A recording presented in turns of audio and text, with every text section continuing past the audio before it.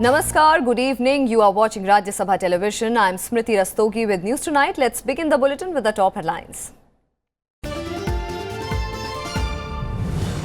Prime Minister concludes successful three-nation visit to Indonesia, Singapore and Malaysia. On the last day of his stay in Singapore, Prime Minister meets US Defence Secretary Jim Mattis, visits Changi Naval Base, unveils plaque at Clifford Pier, where Mahatma Gandhi's ashes were immersed in 1948.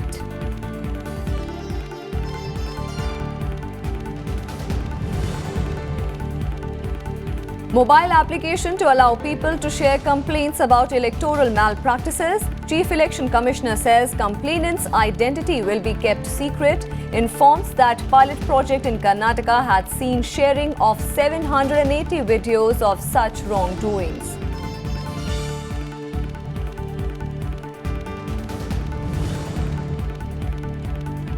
Arbaz Khan allegedly confesses to charges of betting during IPL matches. Thane police allege actor lost about 2.75 crore to bookie Sonu Jalan last year. Was involved in betting for the last 6 years.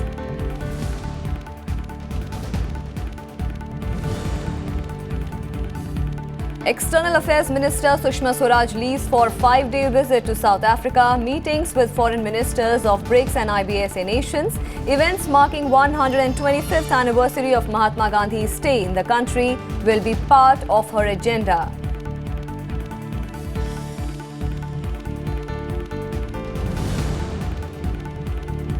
And death toll due to rain and thunderstorms in Uttar Pradesh rises to 17. Lightning strike claims 9 lives in West Bengal in the last 48 hours. Storm alert sounded once again in Delhi NCR area.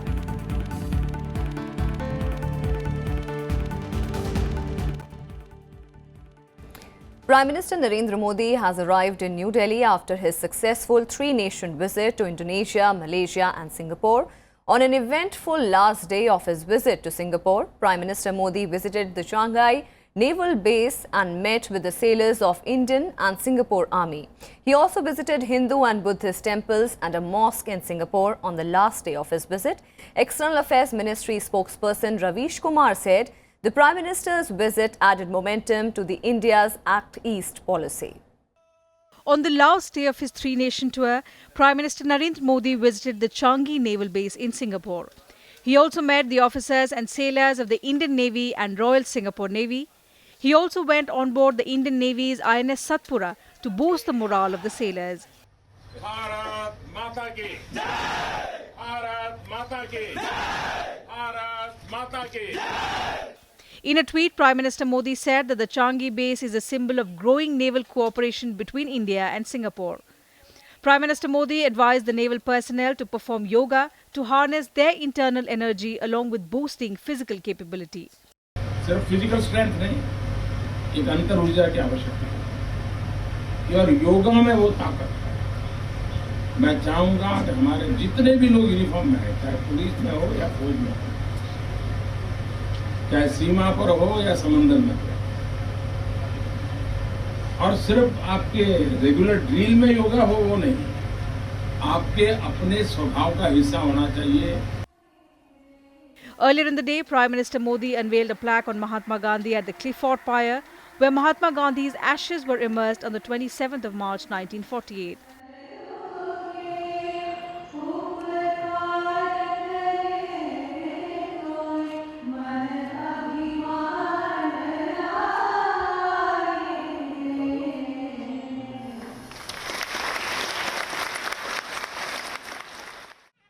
Prime Minister Modi also visited Singapore's Sri Mariamman Temple and participated in prayers. Built in 1827, Sri Mariamman is the oldest Hindu temple in the country. After this, Prime Minister Modi visited the Chulia Mosque, which was built by Chulia Muslim merchants from India's Coromandel coast. He also visited the Buddha Tooth Relic Temple and the museum. Prime Minister Modi also visited the Indian Heritage Centre in Little India and unveiled the Kala Sangam, a permanent platform to bring Indian artisans to Singapore to demonstrate and sell their handicrafts. He also visited the National Orchid Garden, where an orchid was named after him as Dendrobium Narendra Modi. Bureau Report, Rajya Sabha TV.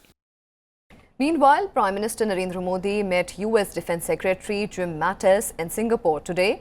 Cooperation, defense, terrorism in South Asia and the situation in the Indo-Pacific region are some of the issues that were reportedly discussed. The meeting comes in the wake of the Pentagon changing the name of its Pacific Command to Indo-Pacific, giving a symbolic importance to India.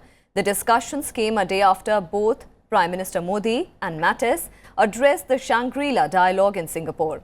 In his speech, the US Defense Secretary openly accused China for what he called intimidating countries in the region. Prime Minister Narendra Modi, on the other hand, stressed that India will deepen its relations with other ASEAN nations and will increase its presence in the area. He also said India's relationship with US is based on common vision. National Security Advisor Ajit Doval, Foreign Secretary Vijay Gokhale and Joint Secretary in PMO Gopal Bagle were also present at the meeting.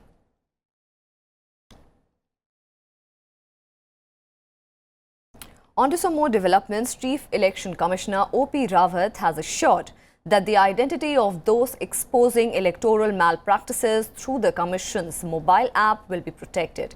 The Election Commission introduced the mobile app on a pilot basis in the recently held Karnataka Assembly elections. It received 780 video complaints of electoral malpractices during and after the elections. The poll panel's mobile app empowers people to send complaints with evidences. The Commission will then ascertain the latitude and longitude of the place from where the video has been sent and take the prompt action. On to some more news. External Affairs Minister Sushma Swaraj is on a 5-day visit to South Africa to attend BRICS and IBSA ministerial meetings. During the visit, Swaraj is expected to meet the top leadership of South Africa. External Affairs Minister will participate in the BRICS Foreign Ministers meeting on June 4th and chair the IBSA Foreign Ministers meeting. On June 6th, she will visit the Phoenix Settlement, a South African heritage site, a place where Mahatma Gandhi developed his philosophy of non-violence. Sushma's visit comes ahead of Prime Minister Modi's participation in BRICS Summit to be held in Johannesburg in July. And the centre has constituted the Kaveri Water Management Authority to address the dispute over the sharing of river water among Tamil Nadu, Karnataka, Kerala and Puducherry. On February 16, the Supreme Court had directed the government to form the CMA within 6 weeks. The authority would comprise a chairman, 8 members besides a secretary. Out of the 8 members, 2 each will be full-time and 1 part-time members, while the rest 4 would be part-time members from states. The centre will initially contribute a sum of 2 crore rupees for the functioning of the authority. Meanwhile, the Tamil Nadu government has welcomed the constitution of CMA, hailing it as a grand victory for the Amma government and the state's farmers.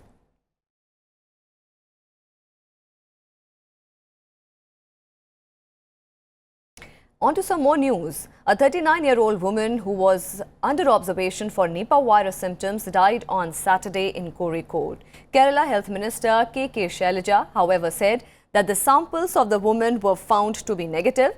The cause of her death is yet to be ascertained. The state health authorities had drawn up a list of 1,949 people who had come in contact with the Nipah-affected persons to monitor their health conditions. The newly emerging virus has so far claimed 16 lives in Kozhikode and Malappuram districts of Kerala. Meanwhile, the Kerala government decided to postpone the reopening of the educational institutions in Kozhikode district to June 12th. They have also deferred all examinations except those conducted by the UPSC. And the farmers' agitation entered its second day on Saturday. Vegetable prices in various cities in Punjab, Haryana have started rising, with farmers stopping supply of vegetables, fruits, milk and other items as part of the 10-day agitation against alleged anti-farmer policies. Though the impact on price of farm commodities was not visible on Friday, retail prices of vegetables rose by 10 to 20 rupees per kg on the second day. Several farmers' organizations across 22 states in the country have been demanding minimum income guarantee scheme, implementation of Swaminathan Commission report and waiver of farmers' debt.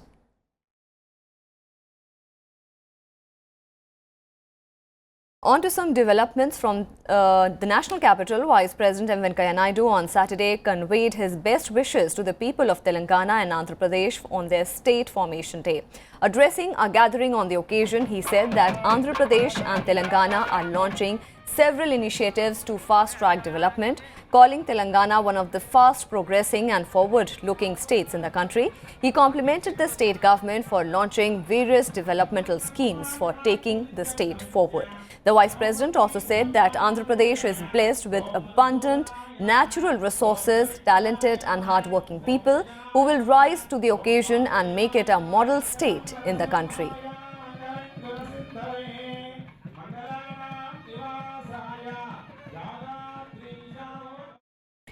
And as global host to World Environment Day 2018, India opened the World Environment Day exhibition in New Delhi on Saturday. The exhibition showcases green innovations and programs from different parts of the country.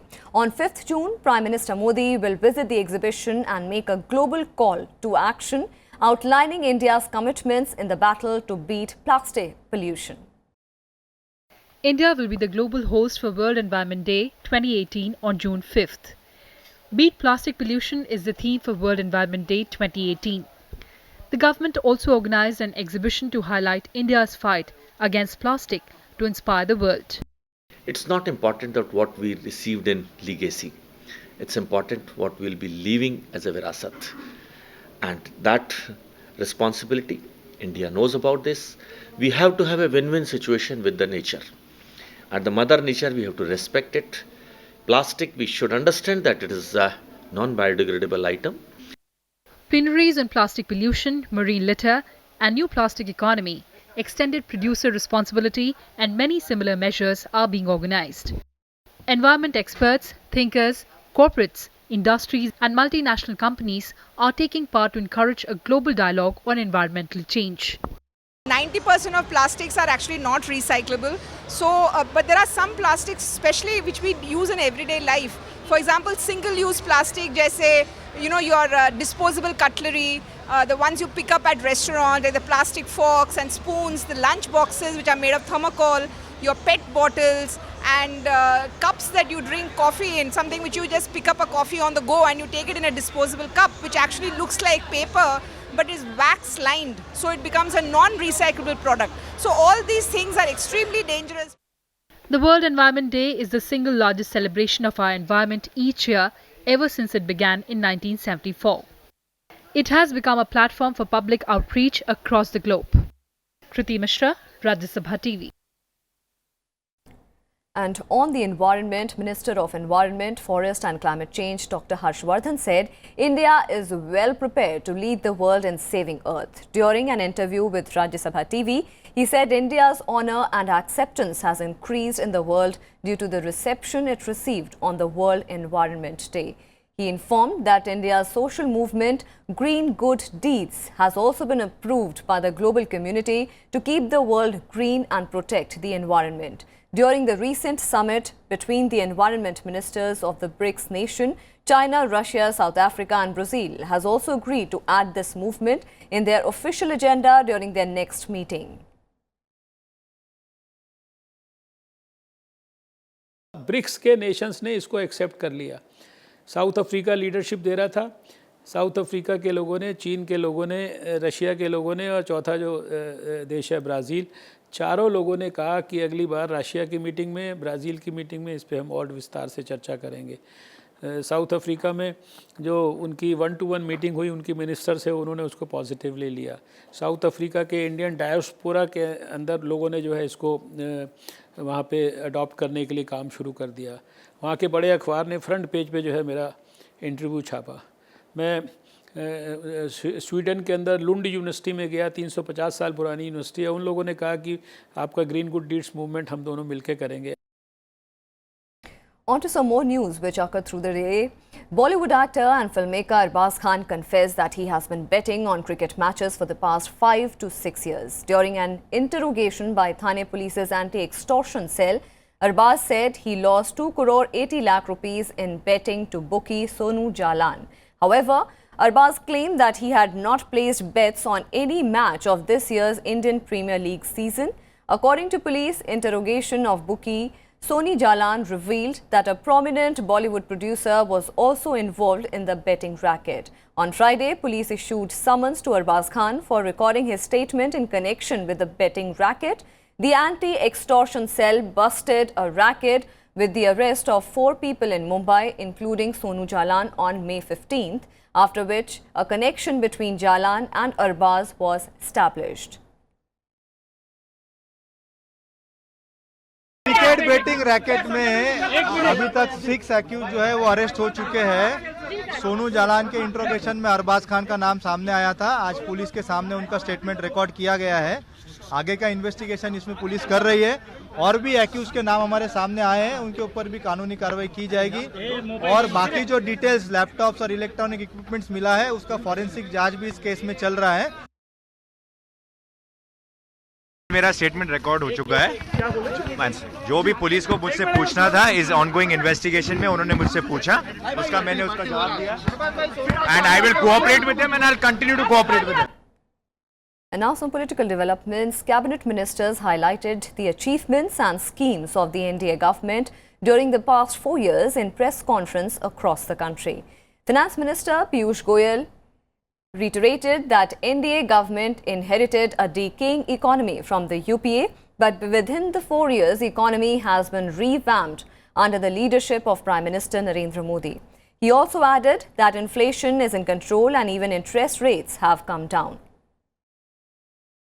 4 वर्षों में महंगाई के दर घट के अधिकांश तो 2-3% पे आ गए थे। 2-4 महीनों में शायद 4% के आसपास रहे। ब्याज के दरों में भी काफी कमी हुई है। वित्तीय घाटा भी घटा है, कम हुआ है। Meanwhile, Information and Technology Minister Ravi Shankar Prasad said that with the help of technology, there has been a visible change in the lives of farmers. He added that technology has helped banking sector to expand. He also cited Pradhan Mantri Jan Dhan Yojana as the biggest achievement of the government. आज आप देख रहे हैं technology के माध्यम से कैसे हम गरीबों की चिंता कर रहे हैं। उज्ज्वला योजना 3.5 करोड़ लोगों को दिया। ये आपके सॉइल हेल्थ कार्ड 13 करोड़ किसानों का उपयोग कर रहे हैं। अब आप देख लीजिए कि हमने गरीबों का 31 करोड़ बैंक अकाउंट खोला, 31 करोड़, उसको आधार से जोड़ा और जनधन से जोड़ा, मोबाइल से। And HRD Minister Prakash Javadekar said that government is also focusing on improving social security.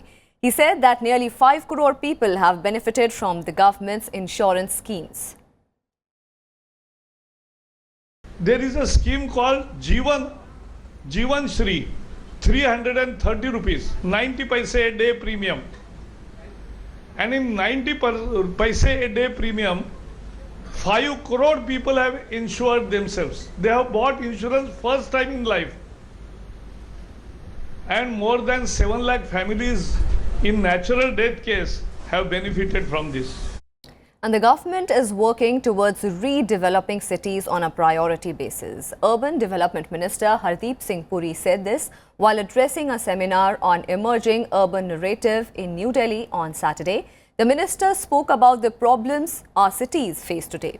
He said similar problems have been faced by other countries in the past and effective solutions have been found. He reiterated that Indian cities will also overcome their problems. I've set up 10 committees. I don't advertise them.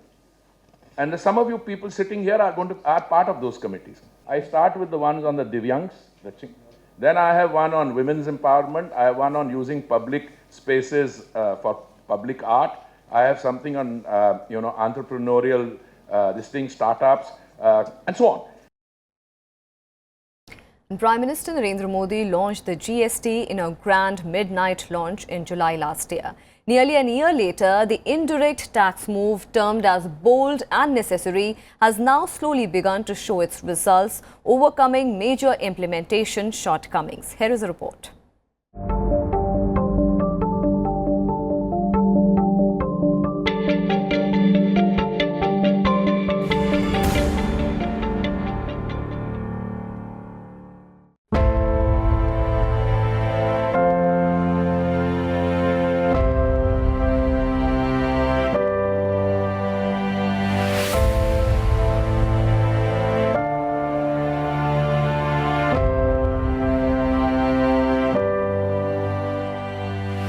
This event marked the making of history.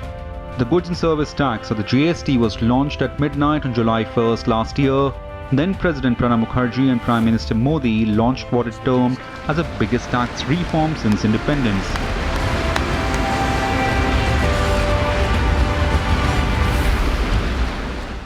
It is the most significant economic reform in independent India. And basically what it means is that instead of having a plethora of taxes and varied taxes across different states, you now have a unified system of taxation, which is instead of sales tax and VAT, you have an integrated GST system across the country.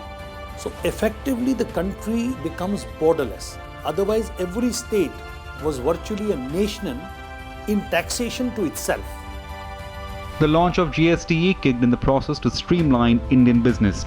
The large chunk of what has remained informal, populated by small traders, which existed outside the frame of tangible identities. The paperwork, which was often riddled with leaks, fed corrupt small roots who ducked the taxes, was to be checked by the GST regime.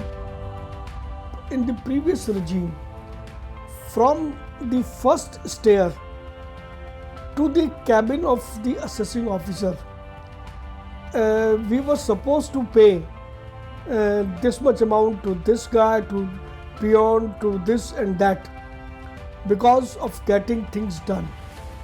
Whereas under GST, everything will be done on computer.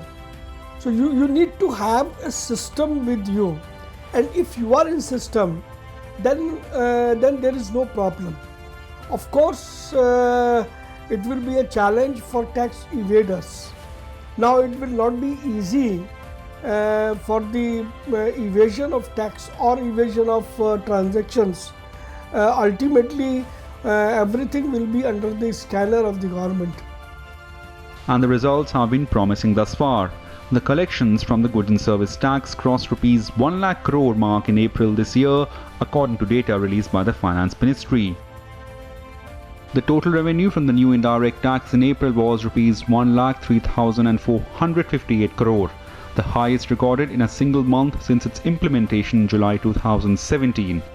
In further good news, the Gst Returns rose from 57% for July 2017 to nearly 63% for March 2018.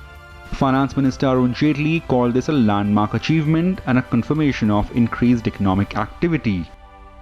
जितने भी developed economy है उसमें indirect tax का share ज़्यादा होता है. उससे क्या होता है कि टैक्स बेस इंक्लूसिव होता है. आप अगर टूथपेस्ट खरीदते हो तो आपको टैक्स देना है. अब केवल पर्सनल इनकम पे या जो सैलरीड क्लास पे केवल टैक्स लेवी करके आपको कुछ नहीं मिलने वाला. आप इनडायरेक्ट टैक्स को स्ट्रॉन्ग बनाओगे, उसमें लीकेज को रोकोगे. तो जीएसटी इनडायरेक्ट टैक्स को स्ट्रॉन्ग करने का बहुत अच्छा मूव है. Around if some state is importing from the other state, the transaction cost was at around 6%. That was impacting the price cost margins of the producers.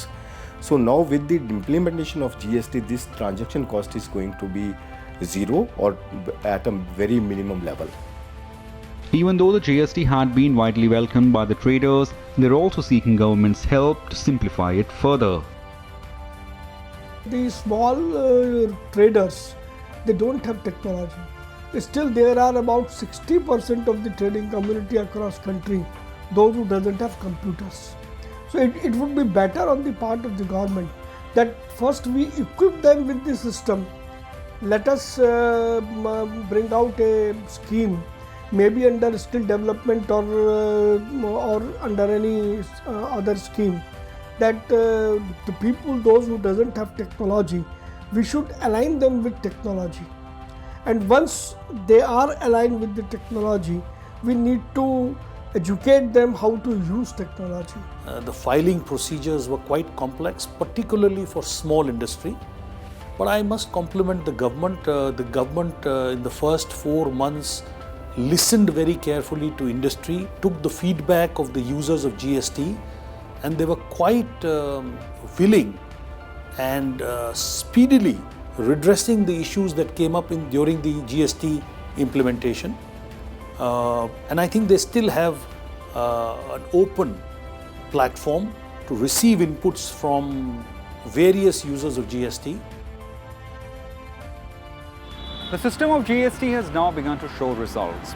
International agencies too have affirmed that Indian economy is gradually coming out of the effects of note ban and GST implementation and look good enough to grow beyond the rate of 7% in terms of the GDP. In Delhi, Rajat Kane for Sabha TV.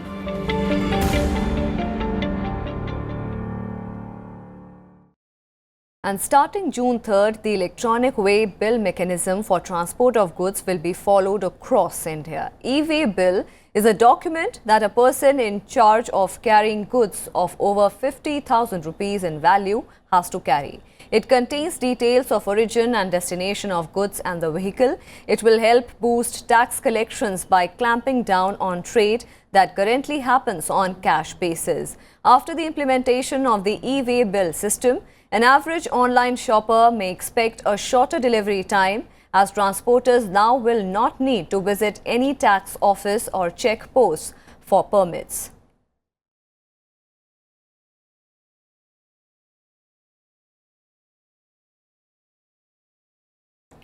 And now the news from Uttar Pradesh, where the deadly dust storm which hit the state has claimed 17 lives till now and left 11 people injured. According to the Uttar Pradesh government, most of the deaths were caused due to falling of trees and the house collapse. Muradabad bore the maximum brunt of the storm, with as many as 7 deaths reported from the district, followed by 3 deaths from Sambhal. The state government has directed all district magistrates to distribute relief within 24 hours. In West Bengal, 9 people have died in the last 48 hours due to rain and lightning. Meanwhile, the Meteorological Department has warned Delhi NCR of another dust storm in the next 48 hours.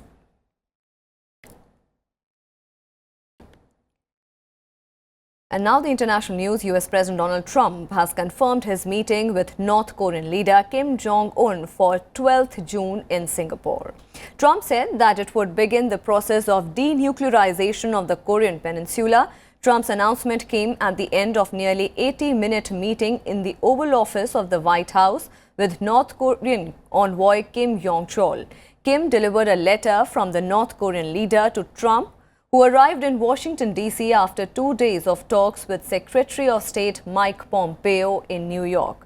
Trump acknowledged that denuclearization of the Korean peninsula was going to be a long process and that it would take more than one meeting. Trump said that North Koreans also wanted development of the country.